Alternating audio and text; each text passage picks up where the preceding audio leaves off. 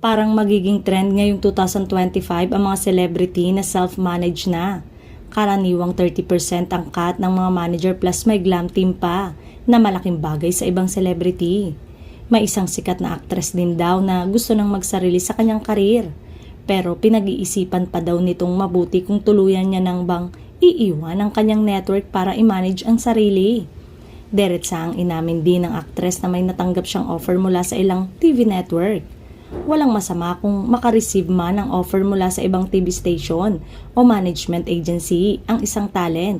Lalo na kung naghahanap ng iba o bago ang artista, kaya naman doble, triple pa ang ginagawa niya pag-iisip bago nagdesisyon. Mabagal pa rin naman ang usad ng karir ng aktres sa True lang, kaya siguro nanghihinayang din siya sa komisyon na napupunta sa kanyang management team kung bihira naman siyang makaraket.